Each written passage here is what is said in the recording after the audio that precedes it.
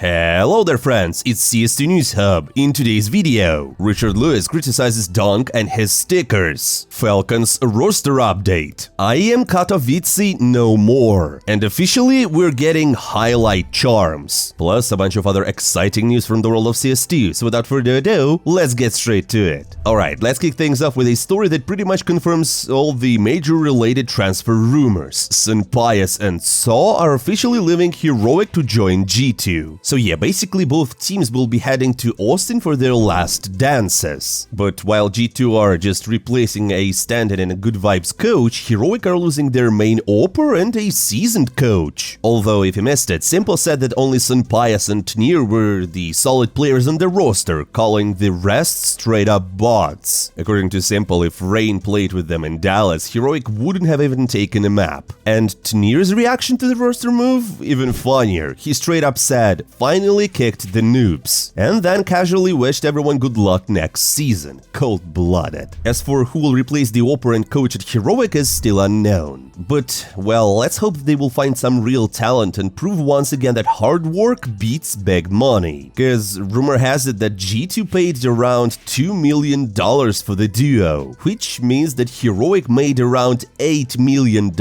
just off transfers this year. Crazy stuff, and good job, Heroic. Surely, with all the news flying around and the hype, Heroic decided to poke some fun with their new jersey design. And it's pure gold. Right in the middle of the shirt, you will see G2, Astralis and Falcons logo with the caption "Sponsored by" above them. And on the inside of the jersey, you can see no refunds, taking a jab at their drama with Astralis. And at how often Heroic end up beating teams stacked with their former players. So yeah, looks like the main sponsors of Heroic's Last Dance roster are other pro teams. But the real question now is, can they find the good AWPer, or can they feature Heroic squad take down G2 or Falcons? I guess the time will tell.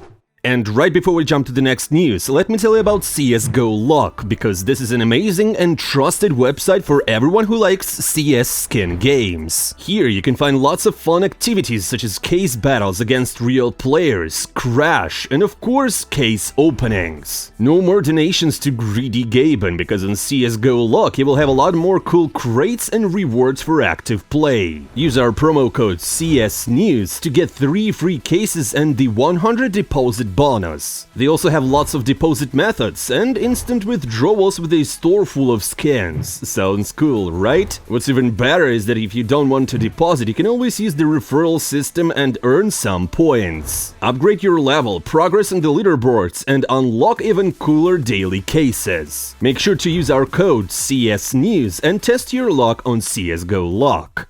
Speaking of upcoming announcements, let's talk about Falcons. Yeah, it's again about Kyousuke, but this time the evidence go way beyond just insider talk. The young talent basically stopped playing pracs with Spirit Academy, and someone named Mazai has taken his place, which pretty much screams that the announcement will be coming soon. Chances are we will hear the official news before the major kicks off, which is just a couple of days away. So get ready, Kyousuke might be making his Tier 1 debut next season. First event, possibly Fisher Playground, or maybe even straight up IEM Cologne. We'll see. Speaking of IEM Cologne, ZywOo decided to share his thoughts about their second ESL Grand Slam. According to the top AWPer of the year, Vitality can only start talking about another golden bar season if they win in Cologne. For now, their main focus is 100% on the major. Now, when we're talking about IEM tournaments, we've got some sad news to share. Starting next year, IEM Katowice is officially being retired. In its place, fans can look forward to IEM Krakow, with playoffs set to take place at Tauron Arena, the same venue that hosted the 2017 Major. The decision wasn't easy for the organizers, but it mostly came down to Krakow offering a larger arena and better infrastructure overall. Plenty of pro players reacted to the news. Kenny, for example, recalled the only time he made it to the finals in Katowice. It was during the COVID era, so there were no fans. fans. He added that both the tournament and the arena will always have a special place in the hearts of CS fans. Apex also chimed in, saying that he's proud to have won the last ever IEM Katowice. Over its 12-year history, the trophy went to Fnatic 3 times, Astralis twice, and once each to VP, Gambit, Na'Vi, FaZe, G2, Spirit, and Vitality. My friends, let's press F in the comments to pay your respects to IEM Katowice. It was a great run, but I guess we have to move forward. Now, looks like more roster shakeups are coming next year because Electronic is reportedly on his way out of virtuspro. This time, the info comes from a fellow pro player. According to him, VP are already considering replacements for the IGL role, with Shalfei from 9Pandas or Lear from Nemiga being the main candidates. But it's not just the roster that's changing. The org also started switching things up behind the scenes. They're actively looking for new PR managers and brand managers, which raises a question: is virtuspro finally trying to rebuild their image? Officially, they say it's all part of launching some new projects, whatever that means, including the CS2 lineup or not. By the way, virtuspro players recently caught some heat over their stickers, and the source was none other than Richard Lewis. According to the veteran journalist, a sticker should only include the player's full nickname, no extras, no gimmicks. Not just by straight Valve rules, but by ethics as well. Lewis especially went after the Mongols players for adding the names of their coach and org founders to the stickers also. But it didn't stop there, because he also called Donk and Chopper straight up assholes. Donk for including the manager's nickname and Chopper for shortening his name to Chop and throwing some weird hat. Bro just doesn't know that this is a One Piece reference. And this is also not the first time that Chopper includes a One Piece reference to his sticker. By the way, my fellow One Piece enjoyers, Nikodos' sticker also has a One Piece reference, which is Luffy's hat basically. So on one side it's a player's sticker, you know, and you shouldn't include managers or coaches or whoever on your sticker. But One Piece reference? They're harmless. Why did Richard lose his mind over it? Who knows? Maybe he's just jealous. Or maybe he's just angry because no one remembers that it was him who uncovered the iBuy-powered scandal. Who knows? And alongside the sticker drama, we've seen some data leaks from data miners about highlight charms. But most of the time when people find something in the code, like this, for example, it doesn't come out for a long time. You know, Valve tends to hide things and just wait for things to settle down and then release them. But not this time, because highlight charms are basically officially revealed by the developers. And turns out they're more like patches than actual charms. Each one shows the date and the logo of the tournament.